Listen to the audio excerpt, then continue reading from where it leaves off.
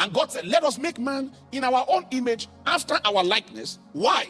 And let them have dominion. Isn't it? Isn't it? And let them have dominion. That's it. Let's make man in our image, after our likeness. And let them have dominion. You would expect over everything that he mentions here. Now you will expect that when God finally created man, and God is going to bless man, and the Bible would have said something like, and God blessed man and said unto him, and God blessed them, and God said unto them, have dominion.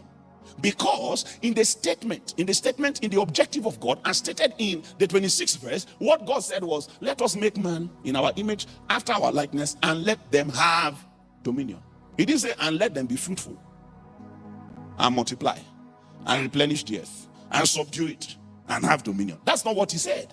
He simply said, let us make man in our image, after our likeness, and let them have dominion. Not doctor, dominion. Hello? And let them have dominion. So in the statement of objective, of divine objective, following from making of man, God's stated objective was dominion. But in the actual playing out, in the outworking of the fulfillment of what God said he was going to do, we realize that before you finally hit dominion, when God really went to the field to do what he had said he wanted to do, we now saw that God indeed created man in his image, and in the image of God created he him, male and female created he them. Okay, that's fine. And God blessed them. That's fine. And God said unto them, that's fine. You would have thought God will say to them that thing he said in his own statement, which is, let us make man in our image, after our likeness, and let them have dominion. You would have expected, and God said unto them, have dominion. But that's not how it happened. God said unto them, what? Be fruitful. If you were there, you would have said, sir, but that was not how you said it that day.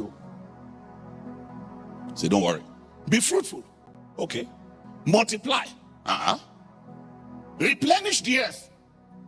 Subdue it. And have dominion. So before the dominion clause, there were these things now that were introduced by God, which are fruitful, be fruitful, multiply, replenish the earth, subdue it.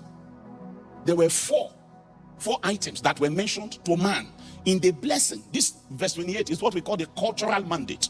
The cultural mandate is couched in the language of a blessing, which is what you saw in verse 22 regarding the creatures, the sea creatures, and the fowl of the air. Do you remember that? Do you remember that? So you realize that the first part of verse 28, the first part, seemed to be something that part of it was very similar with the other creatures. But you realize that the other creatures are contained in the second part of verse 28, in the dominion clause.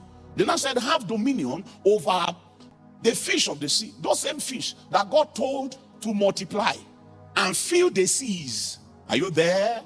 God told them to multiply, to be fruitful, to multiply, and to fill the seas. Those things that God gave the order, the mandate to be fruitful and to multiply and to fill the seas. God now comes to man, to whom he also gives the mandate of fruitfulness and multiplication and filling the earth and all of that and subduing it. God now comes to the man and says to the man, you will have dominion, and you will have dominion over the fish of the sea that I told to multiply and fill the seas.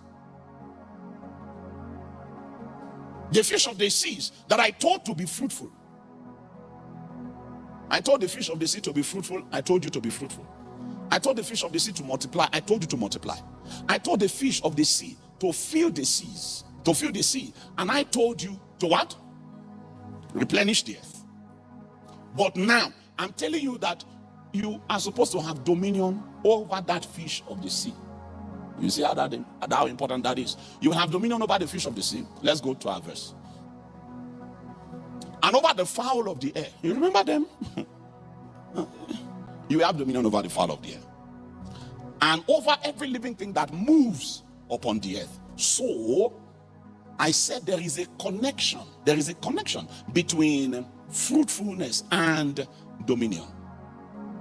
Even if you cannot understand it, I would like to say to you that the connection is in the sequence. If you take a careful look at it, you will see it.